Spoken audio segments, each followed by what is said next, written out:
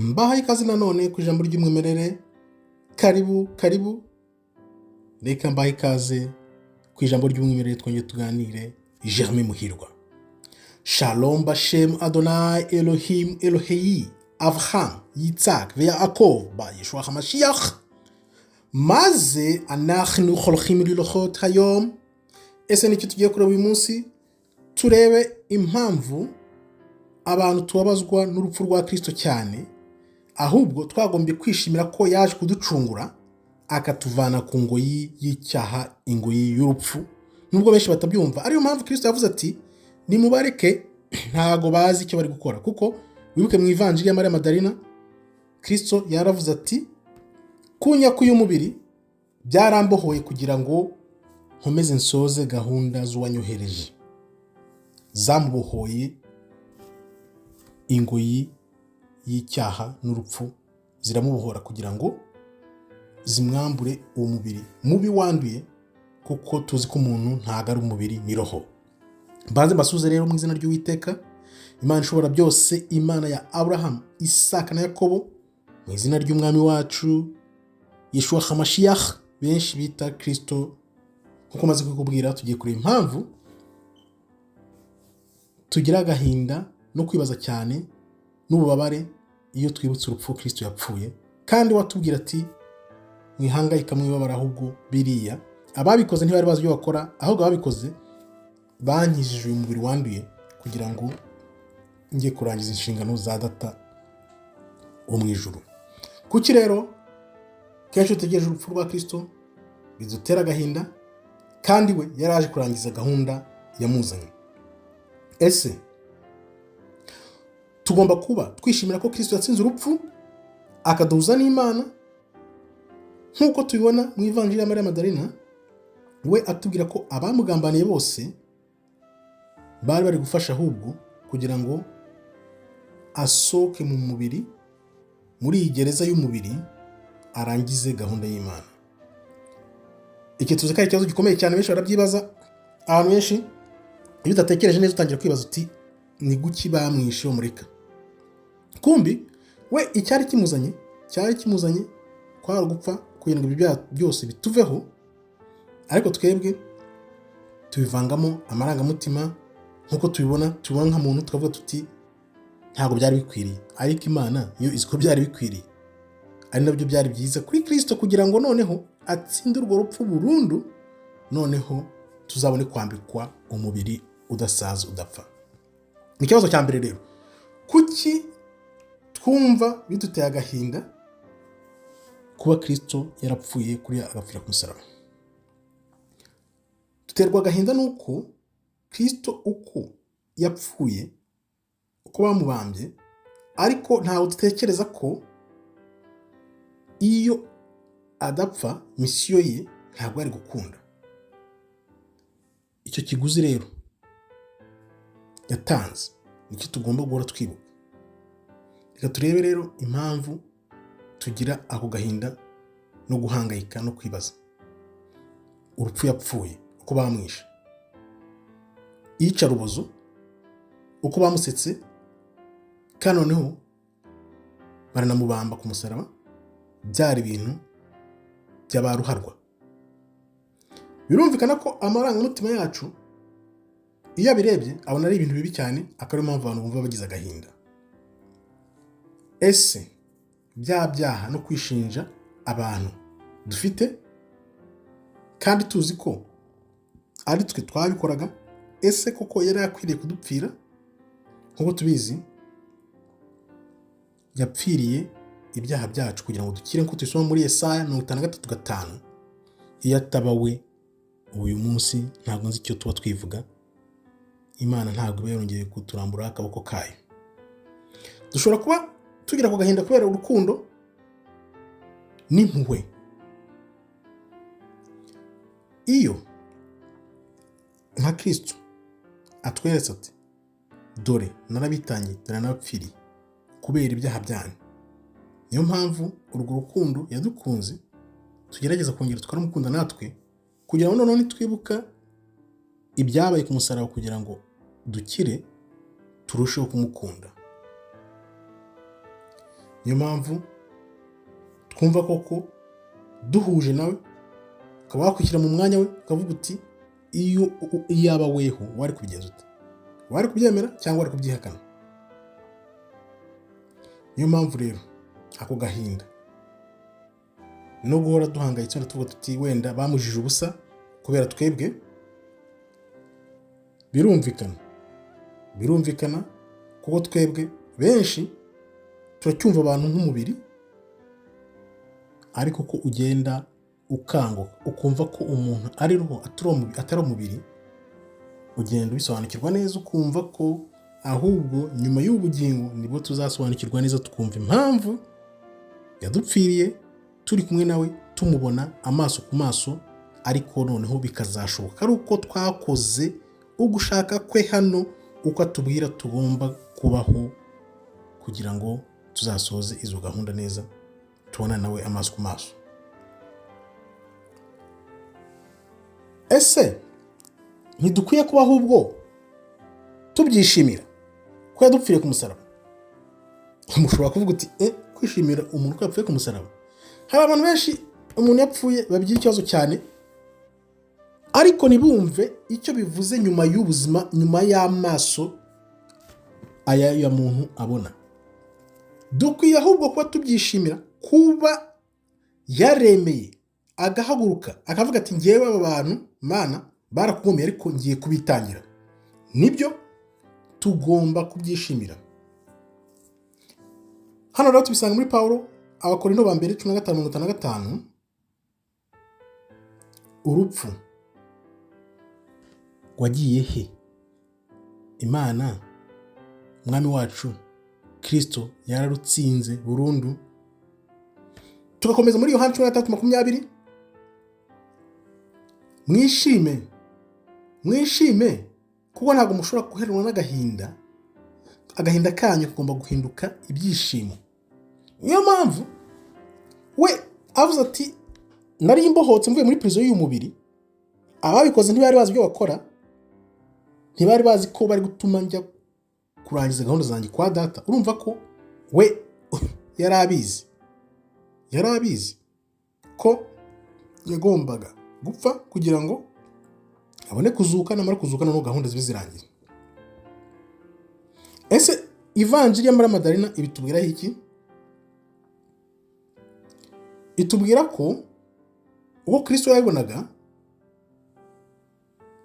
ubutumwa bw'ingenzi nuko urupfu rwa Kristo ntabwo rwari amakuba, ntabwo rwari rubi, ahubwo rwatumye ava muri gereza, prison y'umubiri. Rero nibyo bitubwira ko ya madini yateye, batubwira ko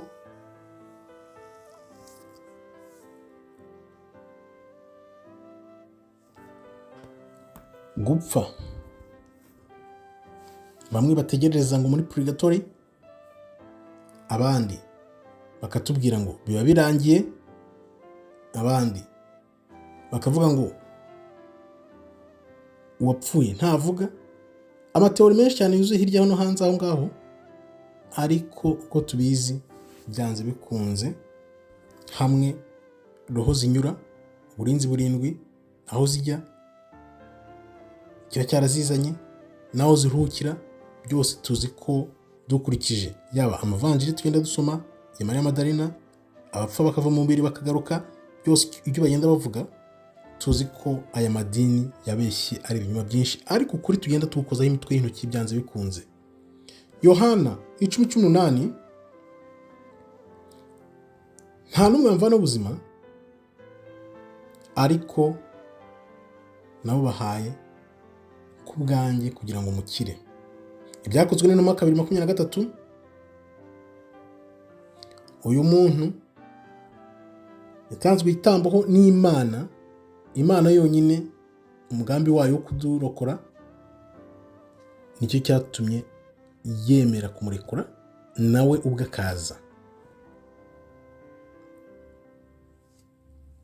nibyo abangaba bose bamwishe, abamugambaniye, ibyo bakoze byose babikoze batabizi, ariko nyine byose byari ugusoza umugambi w'Imana. Ari nako tuvuga handi muri Luka 23:14 ko Kristo ubwe yarababwiye ati bya bintu nababwiye data bababarire kuko nta nubwo bazi ibyo bari gukora, ntibabizi. Muri make rero tubabazwa nuko ikiguzi cy'umusaraba ntago urebye wenda tunacyubahiriza cyane, ntitunabyumva. Akababaro yaba twabyumvaga ataruvuga ntago tubyubahiriza gusa, twanabyumvaga ntago twagombye kubabara, ahubwo tugomba kwizihiza no kwishimira urupfu rwa Kristo, kuko iyo adapfa ako gakiza twiratana ngo twarakijijwe ngo turi mu buntu, tuba twirata iki? Nubwo burya nituba twishimye, tujye twishima ko yadupfiriye kuri uyu musaraba. Nk'uko tubisanga nanone rero muri Evanjiri ya Mariya Madalena, we ahubwo yari ari kuva muri prison y'umubiri kugira ngo abone kujya kutuvuganira kwa Data uri mu ijuru, noneho adutegure n'aya mazu yavuze ngo ngiye kubategurira aho muzaza mubane muburana nanjye. So nuvuga ngo yego urupfu rwe abemera abakunda rwadukoze ku mutima, ariko nanone rutubera imbarutso yo kugaruka mu busabane n'Imana, tubona agakiza tugaherewe muri Kristo umwami wadupfiriye. Ese hano Kristo avuga ngo ntibazi ibyo bakora muri Luka 23:23 ashaka kuvuga iki? Nuvuga ngo yaba Abaroma, abasirikare b'Abaroma bamuteye imisumari, yaba Abayahudi bamugambaniye bose, yaba ikivunge cy'abantu cyasakuzaga ngo nabambwe, bose ntabwo bari bazi ibyo bari barimo, ariko bari bari gusoza gahunda y'Imana. Twebwe rero uyu munsi iyo twumva dufite agahinda, natwe ahubwo wasanga tutumva ibyo ari byo turimo. Ni gute umuntu agupfira ku musaraba ngo icyaha kikuveho ucungurwe, wowe ugakomeza ukagira agahinda? Ntibishoboka. Ni ukuvuga ngo natwe uyu munsi ntago twumva ibyabaye ku musaraba. Kuko uramutse wumvisha ibyo byabaye ku musaraba, ntago wagira agahinda ngo uranwe n'agahinda, ahubwo wagira bya byishimo n'amarira y'ibyishimo, kuko umwami wacu yadukijije. Yego turi abantu, ariko ntabwo tugomba guheranwa n'agahinda kubw'urupfu rwa Kristo, ahubwo tugomba kuzura ibyishimo umutima wacu, ugasakara ibyishimo n'urukundo kubera urupfu rwa Kristo yadupfiriye kugira ngo tubuhoke. Ariko rimwe na rimwe turabyibagirwa. Niyo mpamvu tugomba kwibuka ko kirya gihe cyari igihe cy'insinzi y'amateka y'ibihe byose. Kristo apfa ku musaraba yari insinzi y'amateka y'igihe cyose ubuziraherezo, ariyo mpamvu tugomba kubyishimira. Abakorinto ba mbere 2:8. Muri aba bategetsi bose nta n'umwe wabyumvaga. Iyo baza kubyumva ntago bari kuba baramubambye ku musaraba. Iyo baza kubyumva, natwe uyu munsi turamutse twumvise agaciro k'iriya nsinzi y'ibihe byose yo ku musaraba, ntabwo twagira agahinda. Wavuga uti ahubwo ndangamire kuzahura nawe nzamubone. Niyo mpamvu tutagombye guheranwa n'ako gahinda. Kubera iki? Abagira agahinda ngo Kristo yarapfuye, ntiyapfuye ariho, yarazutse. Ntago bumva ibyabaye ku musaraba.